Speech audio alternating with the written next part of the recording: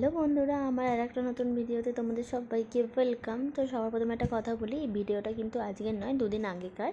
আসলে সময়ের অভাবে ভিডিওটা আপলোড করা হয়নি। তো যাই হোক, তোমরা তো সবাই জানো আমাদের এখানে জগদ্ধাত্রী পুজো শেষ, তো আমার ঘোরাও শেষ। তো আজকে শ্বশুরবাড়ি চলে যাচ্ছি। তো যাই হোক, আমি রেডি হয়ে গেছি, রিককেও মোটামুটি রেডি করে দিয়েছি। আর একটা জিনিস, এই যে সাইকেলটা দেখছো, এটা আমার বাবা রিককে জন্মদিনে দিয়েছে। 2 বছরের জন্মদিনে রিককে গিফট করলো এটা আমার বাবা। তো দেখো, এখানে দামটাও আমি দিয়ে দিয়েছি যদি কেউ জিজ্ঞেস করো ওর জন্য। আর এটা কোম্পানিটা হচ্ছে বেবি হাগ কোম্পানির। তো তোমরা অবশ্যই কমেন্ট করে জানাবে যে কেমন হয়েছে সাইকেলটা। আর এই দেখো, এখানে তো অতনু আমাদের নিতে চলে এসছে।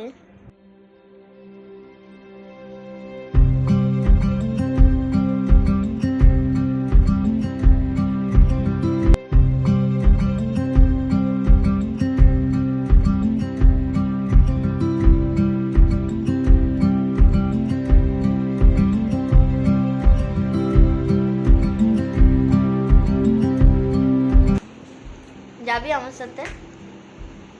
চল যাবি? না, তো পড়ার জন্য তো তুই যেতে পারিস না। যাবো না।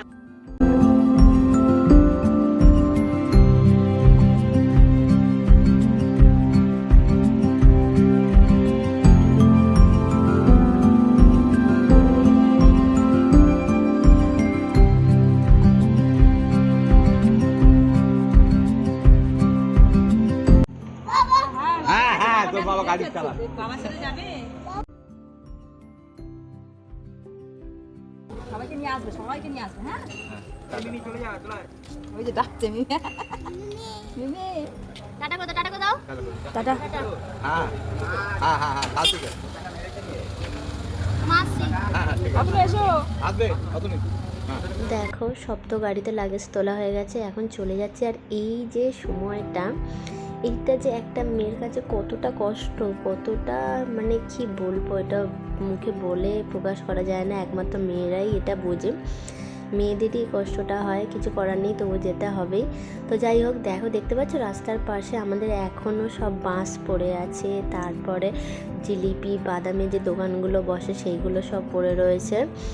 খুব কষ্ট হয় যখনই বাড়ি থেকে মানে শ্বশুর বাড়ি যাই, তখন খুব কষ্ট হয়। আর এই যে আমাদের মানকুণ্ডু স্টেশনের তলা দিয়ে যাই, দিল্লি রোড হয়, খুব কষ্ট হয়। কিন্তু যখন আসি তখন খুব আনন্দ হয়, মনে হয় কি একটু দেরি করে গেলে ভালো হতো। আর আসার সময় মনে হয় যেন কতক্ষণে আসবো। তো কিছু করার নেই, মেয়েদের এটাই জীবন, তা মেনেই নিতে হয়। আর এই যে আমার রিকশনে এখানে বসে বসে সব কিছু দেখছে বাইরে। তো একটু খুবই কষ্ট হচ্ছে, এতদিন ছিলাম, তারপর আবার জগদ্ধাত্রী পুজোটাও শেষ হয়ে গেল। পুজো আসছে এটাই ভালো লাগে, আসলেই তো চলে যায়। তো আজকের মতো টাটা।